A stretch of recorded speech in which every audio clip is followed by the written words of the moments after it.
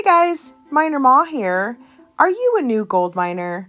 Are you a little bit overwhelmed in trying to figure out everything you need to find that beautiful shiny yellow gold? Stick with me. I've made a couple checklists and I will be demonstrating some of the things to help you get started, and even if you want to go a little bigger. Let's go.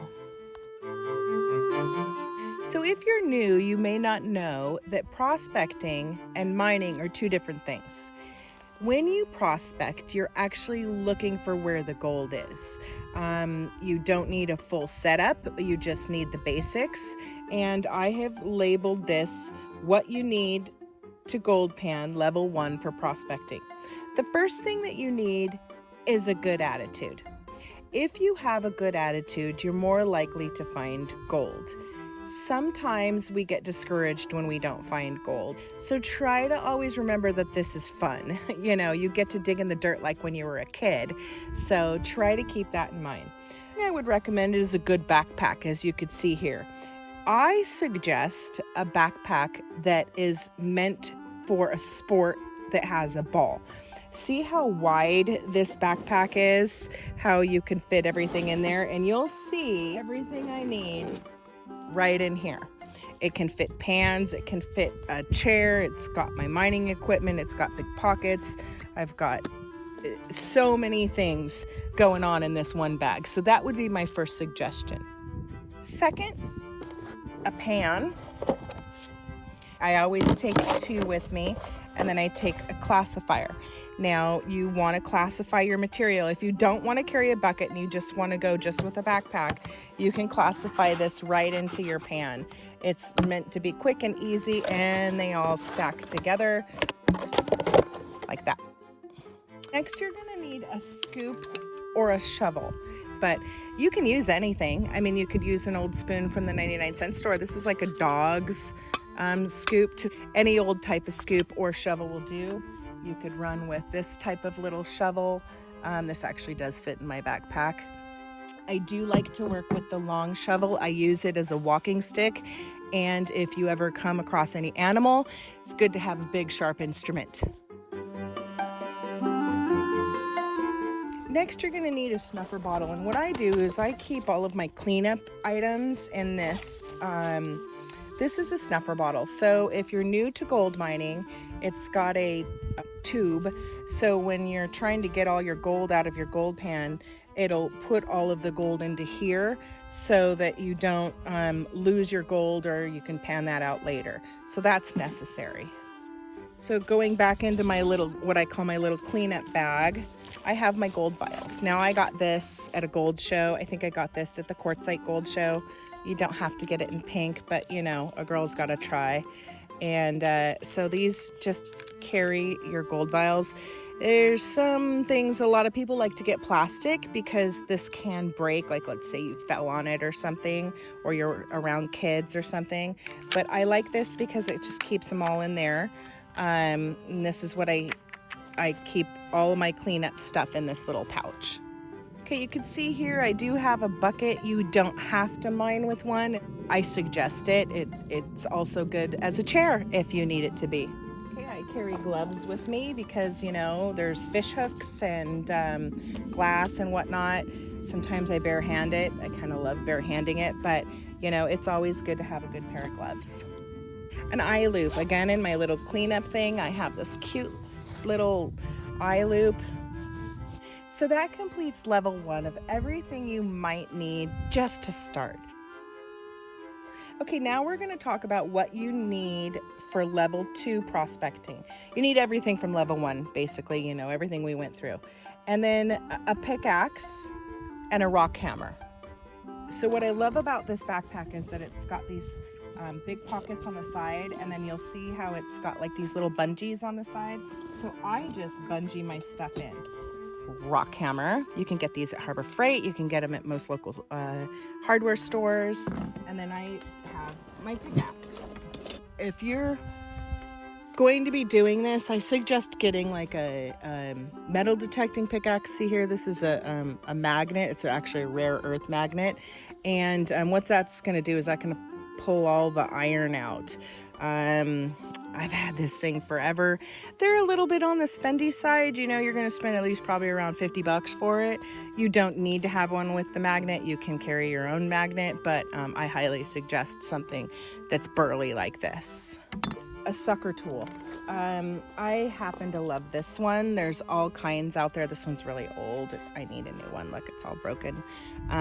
But this, basically what this does is if you're in a crevice or a really tight spot, you're able to suck up any gold that's in the crevice. It's easier to get to. Again, not too expensive. You can hand make it. You can also use this if it's, you know, if it's short enough to be able to get in there. But I personally love this.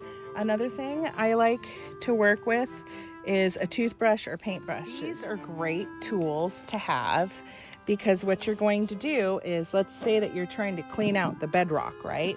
And you can't get to the bedrock.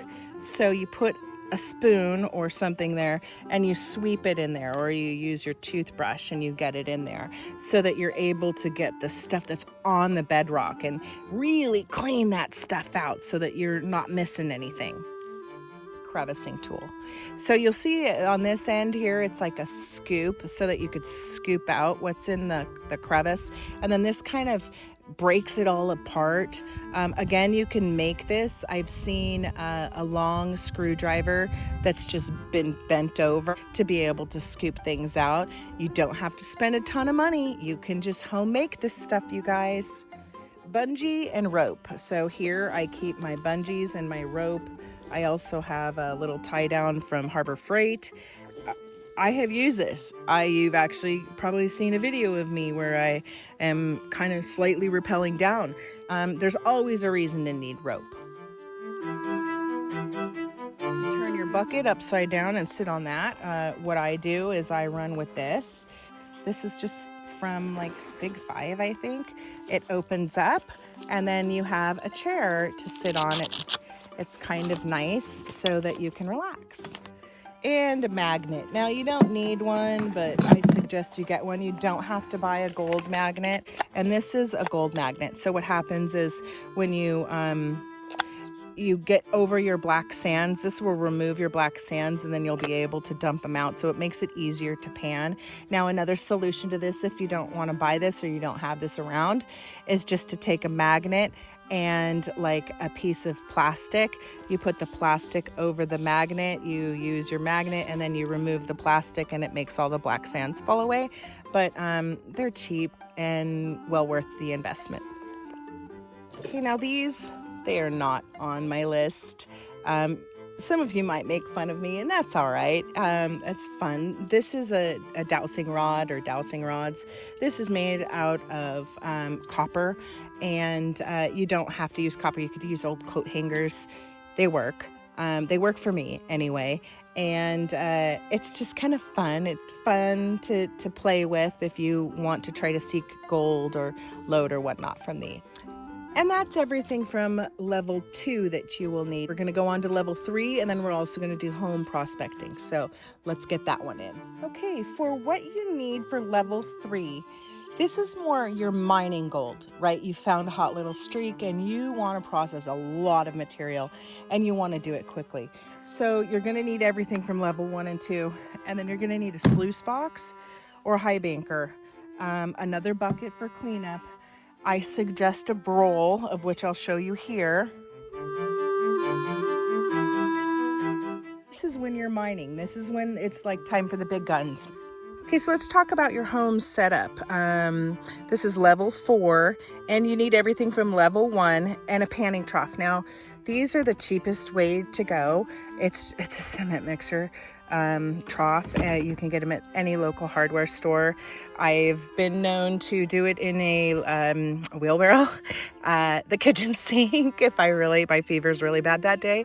But it's easier just to buy something like this so you don't, upset the other person in the house with dishes and dirt.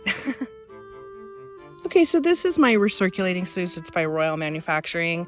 I've also had a cane, both make great sluice boxes. So many different things out there that you guys could use, but I wanted to kind of show you my setup.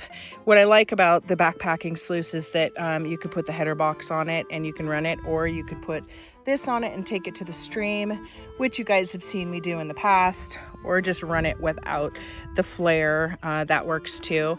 And what you're going to need in a recirculating sluice is you're going to need obviously the sluice stand. Now you'll notice that's a Keen sluice stand because, you know, I don't throw anything away. I make use of everything. You're going to need a bucket for your tailings. You're going to need a water pump that it hopefully is 12 volt. You're going to need a battery or like a little like a Jackery or a little power station to run it, water, a big trough to catch everything in. Now the way that I've done this is higher than that. That was dug out so that I can easily dump that. You'll see my tailings over there. The way I eject my water is usually this is plugged in here to run the water, but then when I want to clean up and get rid of the water, I just put it downhill and then I turn the sluice back on and it drains all of my water so that it's not so heavy for me to pick up. Just like a little trick that I learned.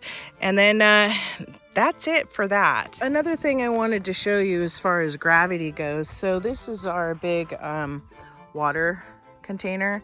So I am downhill from that. I've got my hose running. So if I needed fresh water, I can, you know, because sometimes it gets murky, I can have fresh water, and it also is very easy to fill it up and also, you know, to empty it because it's all going downhill. So I suggest a kind of a gravity system.